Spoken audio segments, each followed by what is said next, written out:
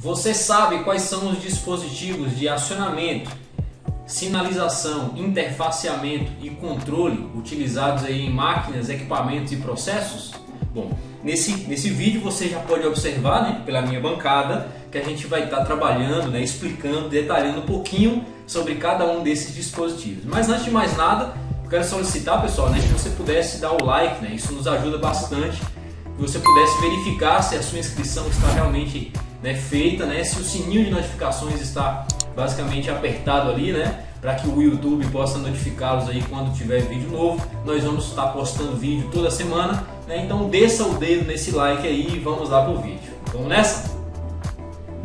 Muito bem, pessoal, então aqui, né, a gente pode perceber, né, que eu organizei na nossa bancada, né, todos esses dispositivos que vocês podem estar observando aqui, né, e aqui ele está aqui basicamente aqui em uma ordem, né, naturalmente que eu organizei justamente para que você possa empacotar todas essas informações, né, e que naturalmente fique claro na cabeça de vocês para que serve cada dispositivo desse, né, cada situação dessa que eu vou estar trabalhando aqui com vocês hoje, tá? Então muito bem, então eu vou começar aqui pelos dispositivos de acionamento, né? Quais são os dispositivos de acionamento, né? Os dispositivos de acionamento são aqueles dispositivos que estão em contato direto com o operador do processo, como por exemplo as botoeiras push button, né? Então são essas botoeirazinhas que tem aí nas tampas, né, dos painéis, né? São botoeiras naturalmente aí de acionamento, né? Ela é composta por um botão, né, que é a parte mecânica dela, onde que você pressiona, né?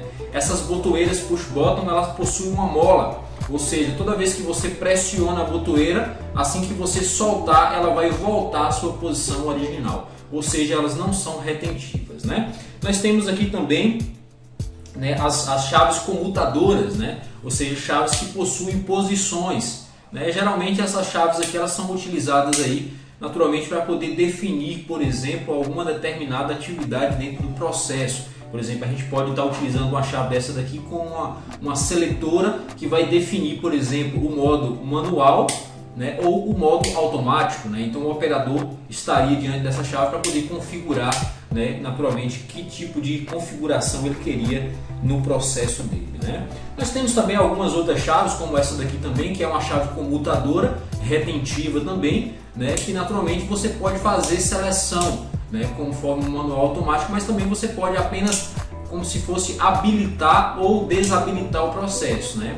A grande questão dessa chavinha, dessa chave comutadora, é que ela possui realmente uma chave, onde que você vai ter uma segurança maior caso você queira realizar ali naturalmente um desligamento e garantir que ninguém vai religar o processo quando você estiver, por exemplo, fazendo alguma intervenção, né? Então aqui no caso aqui são os dispositivos de acionamento, né?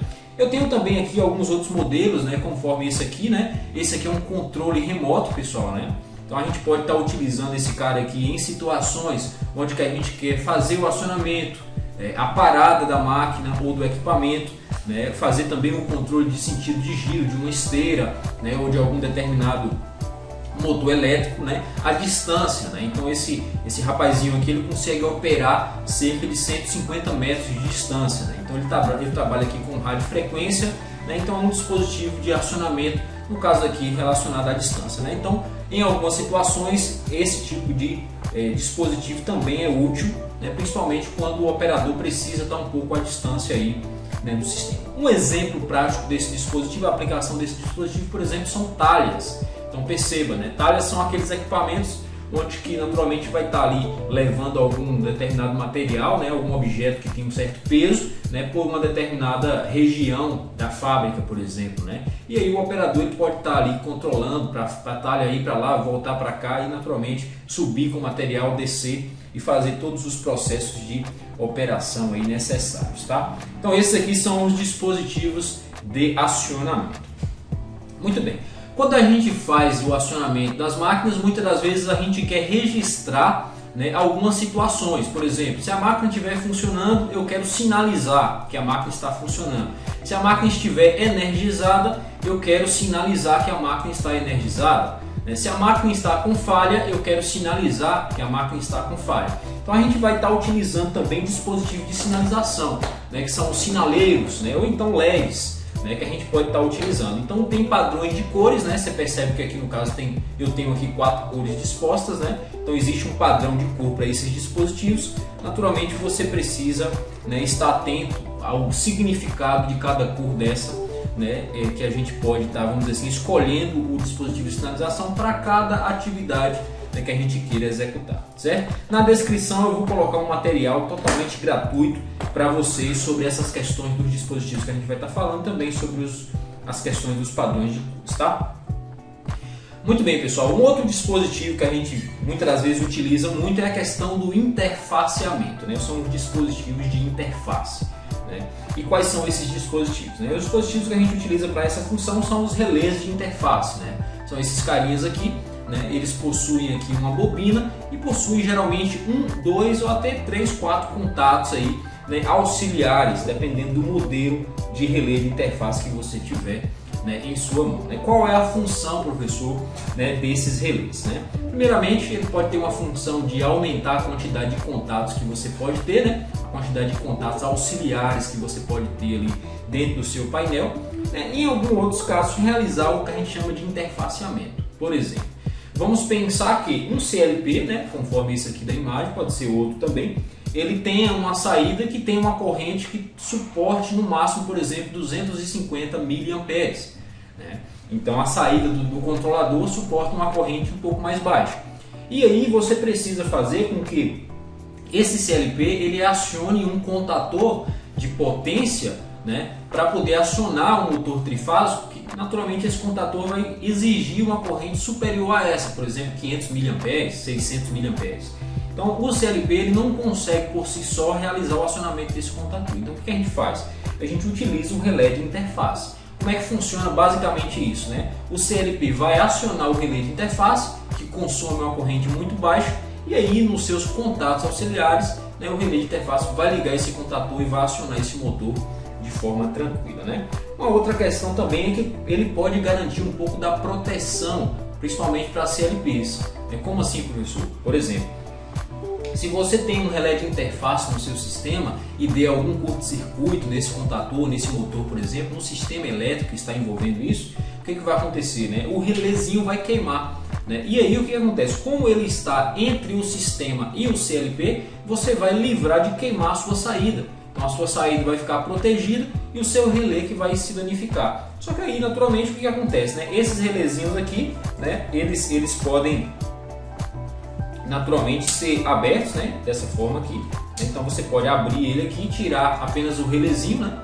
Tá vendo? Você pode tirar o relézinho, comprar um relézinho novo, colocar no local, né, respectivo, e naturalmente fechar novamente aí, né, o seu relé de interface. Então é bem fácil, bem prático a utilização desses relés de interface. Eu em alguns casos eu fabrico, galera, né? Então esse aqui, por exemplo, foi eu que fiz, ó. Um relézinho feito na minha mão. Eu tenho uma máquina CNC aqui, então em alguns casos a gente acaba fazendo esses relézinhos quando as aplicações são mais tranquilas. Esses relézinhos também suportam bem a rotina, né, da indústria. Muito bem. Bom, depois que a gente falou de dispositivos de acionamento, dispositivos de sinalização, a gente vai falar um pouco sobre, continuar falando um pouco sobre dispositivos de interface, mas aí eu vou entrar na questão dos contatores, né?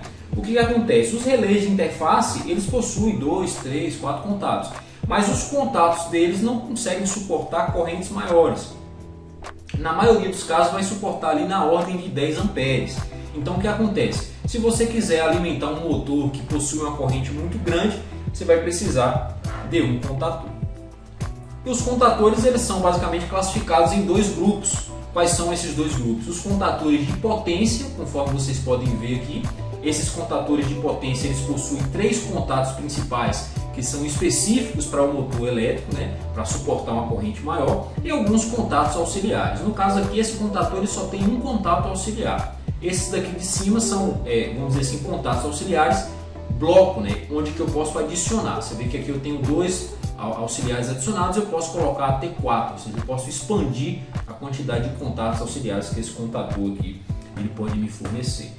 Tem também um outro grupo que são os contatores, esse aqui é o de potência, os auxiliares, né? Ou seja, esses contatores eles não possuem contatos de potência, ou seja, eles não são feitos para acionamento do motor elétrico.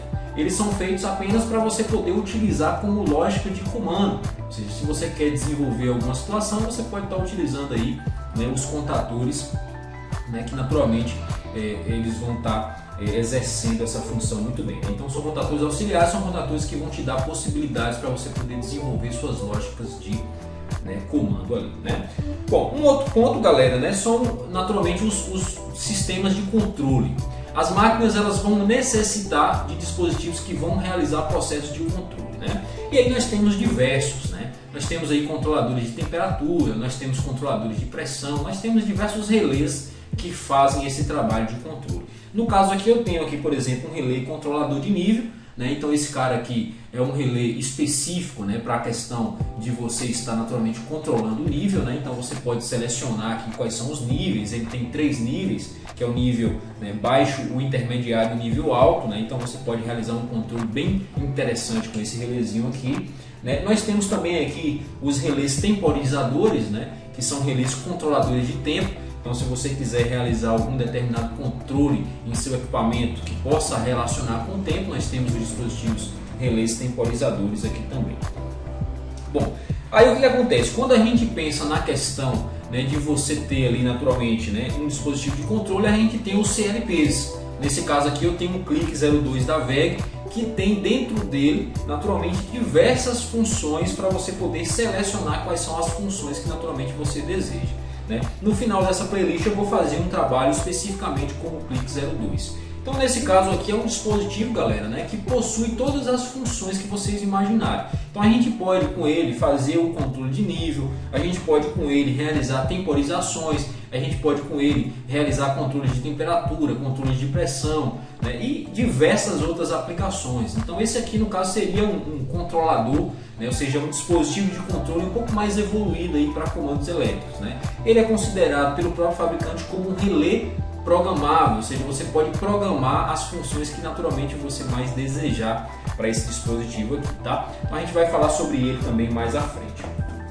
Um outro ponto aqui é a questão das fontes de alimentação, galera, né? O que acontece? Muitas das vezes esses dispositivos aqui que a gente tem, né, na nossa bancada, naturalmente eles são 220 volts, mas o que acontece, né? A NR10 e a NR12 ela solicita que a gente desenvolva comandos que trabalhem dentro da faixa de extra baixa tensão, que são tensões que vão ser inferiores a 48 volts. Então naturalmente alguns dos dispositivos aqui eles são alimentados com 24 volts. Principalmente os dispositivos que vão estar diretamente em contato com o operador, como por exemplo a questão dos dispositivos de sinalização, dispositivo de acionamento. Então muitas vezes a gente utiliza fontes, né, para poder fazer essa redução de tensão e deixar um pouco mais seguro, né, e também adequar os nossos painéis com as normas regulamentadoras, tá? Para poder fechar, a gente também tem que pensar na questão de sensores. Muitas das vezes quando a gente vai desenvolver um comando, a gente precisa de informação de campo. Por exemplo, a gente tem aqui no caso aqui um fim de curso, né? Ou seja, é um dispositivo que possui também um contato conforme o dispositivo de acionamento que eu citei, ou seja, um contato aberto e um contato fechado. Os padrões continuam, ou seja, contato normalmente aberto 3 e 4 com finalização, contato fechado 1 e 2. Então esse dispositivo aqui ele vai nos informar se, por exemplo, uma porta foi fechada, se, por exemplo, alguma coisa encostou próximo dele. Dessa forma, a gente vai desenvolver um sistema que realiza alguma atividade em função do sinal que esse fim de curso vai nos enviar. Outra coisa também é a questão dos sensores, né? Aqui no caso eu tenho um sensor capacitivo, né? Um sensor que vai detectar aí qualquer material que possa estar encostando em sua região aí de detecção, né? Então existem também diversos outros sensores com diversas outras aplicações que a gente vai estar trabalhando aí, né, durante esse curso, essa playlist aí de comandos elétricos, beleza? Então esses são os dispositivos utilizados aí em acionamento, interfaceamento, sinalização e controle de máquinas, equipamentos e processos. Beleza, pessoal? Se você gostou desse conteúdo, se você gostou desse vídeo, deixa aquele like maroto no vídeo, desça o dedo aí, isso nos ajuda bastante. Garanta também a sua inscrição, pessoal, né? Muitas das vezes as pessoas que estão assistindo nossos vídeos não são inscritos, então se inscreva no nosso canal, ativa aquele sininho lá de notificação para você sempre ser notificado, beleza? Deixa o seu comentário, é muito importante para a gente. Como sempre, vou deixar aqui um link para você poder fazer o download de um artigo desenvolvido especialmente para vocês, desenvolvido por mim, especialmente para vocês, que fala sobre todos esses dispositivos, padrões de cores, simbologias, aplicações, né? E naturalmente todas as características que você precisa saber, né, para ser um grande mecatrônico. Valeu, galera, grande abraço, fiquem com Deus e até o próximo vídeo. Fui!